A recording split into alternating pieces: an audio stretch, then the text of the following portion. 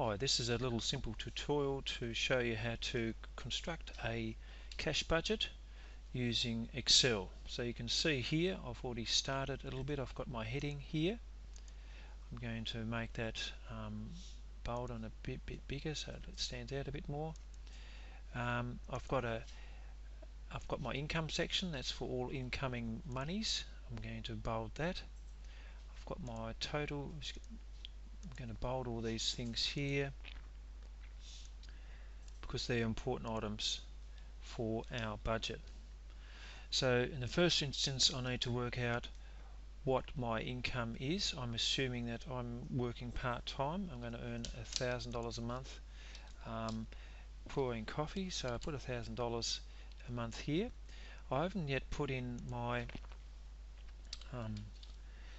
months, so I'm going to do that. I'm going to show you a little trick here. See when this little cursor goes to the thin plus sign, you bring that across and it predicts that's what you want to do, and it has done that. I'm going to do the same for the wages. I'm going to earn that every month. Okay, you can assume that you may get some youth allowance. That's about $480 a month, but you have to make sure that these figures are correct. I'm just putting in some fictitious figures. I may have some other income, maybe some money that I get from parents or whatever.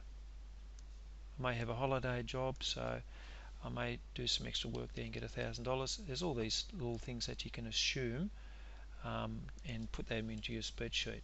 Make sure that these things you take note of. So they're the things I've used to populate my spreadsheet. So now the important thing, I'm going to add these things up by using the Autosum tool. So click on that. You can see that it's predicted that's what I want to add up, and that's actually true. So I hit my enter, and I want this formula to be in every one of these fields. So I do that trick again. There we are. So I'm earning these amounts for these months of 2016. My rent, I'm assuming that I'm sharing with two other people, and that rent's going to be $150 a week, so therefore in a month it's going to be roughly $600 a month. So let's just bring that across. I'll probably need at least $100 odd a week for food, so I'm going to assume 120 a week, so times 4, that's going to be 480. Let's just say $500 for the whole month, so I'll bring that across. Water and electricity, it's something that you only pay every 3 months, so I'm going to pay it quarterly. Again, sharing in a house, that's an assumption I'm making. My expenses would be, I'm roughly assuming $200, that's my share every quarter, so I'm just putting that every 3 months, as you can see. Contents insurance is something that I only pay once a year, and it's going to cost me $200 for just a basic, for all the things that I want to insure in the house that I move into. Okay.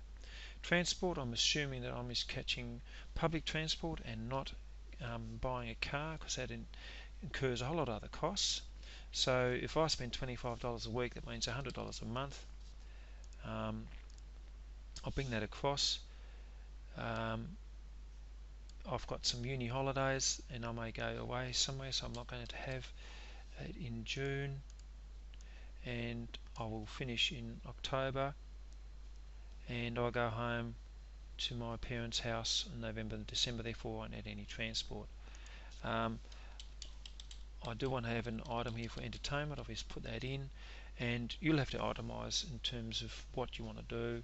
You may want to play sport, and importantly, the other important item that you need to keep in mind is your savings. Remember, I suggested you should be able to manage to spend or to save at least $25 a week. That's $100 a month. Now, you may wish to set different goals to save for something else while you're at it, therefore you obviously need to adjust your savings. Well, whatever that is, you'll have to work that out yourself. If you want to input another a line, so I'll right mouse button click, go insert, and put that item in there, whatever that may be. Okay, once you put in your formulas and you insert it, the formulas will automatically adjust. So let's just, while I'm talking about formulas, I want to put the Autosum tool here, and I've just pressed it, and it says I only want to add that up, but that's not right. I want to add all these things up, so therefore I take my cursor and let it go and press enter. It's done that for me. I use that thing there, bang, it goes across. Right, so I've got my total expenditure and I've got my total income. Now, how much excess have I accumulated per month based on these figures? The way I work that out is to press the equals button, and I'm going to click on that cell there. That's the income cell. Now I'm going to type minus the expenditure here, the total expenditure, and you can see here I've got $80 left. Let's just check that. 1580 minus 1500 is $80, so it's correct. And it's always good to do that in your mind to make sure that what you put in the spreadsheet is correct. So let's just put all that across there. Right, you can see here per month I'm accumulating quite a bit of money. Right, but what I want to know what my balance is per month. So my starting cash balance, let's assume I've got none to start with. You may have a couple of thousand put away, so you put a couple of thousand in, doesn't really matter. Okay, my closing bank balance for that month, you can see here is $80. So let's add that up. So go back to my Autosum tool, and it's been smart this time. Yes, wants me to add up those figures. That's cool. So my cash balance at the end of January is $80. It implies that the closing bank balance is the opening bank balance or the starting cash balance at the start of next month. So simply I type equals to and put in that amount. Okay, so I'm going to put that formula in all the way across, and it's got a lot of zeros because I haven't finished here yet. Look what happens. Bring that across. There it is. So this is now a working spreadsheet to where I want you to go and get to. Okay, so if you decide that I want to have more food, or my rent is too high or too low, or if I've forgotten an item, let's assume I haven't put in my sport. I want to spend at least $100 a month on sport. Okay, I like playing soccer and volleyball, so I put that in, and look what happens. Right, everything adjusts nicely. Right, you can see here in September I've got a minus balance. Got a minus balance there, so I'm getting close to where I will go in the minuses. Here you can see in January I've gone to the minuses, so how do I cover that?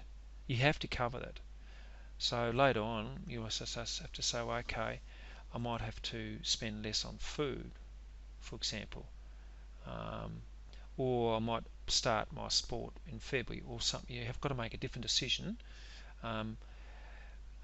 to make sure that you don't have a minus. You can't have a minus in any one of these, because you either have to borrow that money, right, or delve into your bank. See, in the second month it's okay because you've got some money there, and you can delve into it, but you can't ever get into this situation where you've got a minus 20 there. Okay, so that's the working spreadsheet I want you guys to get to. I'm looking at probably anywhere between 15 and 20 expenditure items in here. Use that other spreadsheet for Money Smart to give you an idea of the types of things that you should be spending money on and how often it pays. So most of the things are going to be monthly. Here they're quarterly. Here that the insurance is yearly. For example, I might just put in here something else. If I'm going to go to the doctor, and these things do come up, and I think they should be budgeted for. Let's assume that every 4 months I have to go and see the doctor, and that's going to cost me $50. So I'll put that in. Another 4 months there. There we are. Okay. I do want to buy some Christmas presents, so if you want to do that, put that in. And I might spend some money here for my family. It's going to cost me $200, whatever the case may be. You can see how it all adjusts nicely, and that's the way I want you guys to use the spreadsheet. Importantly, in summary, you need to have your sum formula in there, a sum formula in there. You need to have the minus figure in there, and sum in there, and that's equal to, and sum across. I want you to have a working spreadsheet. Hopefully that's been useful to you. So when we what we're going to do is to use this as a tool to make other decisions for our upcoming assignment. Thanks for listening, guys.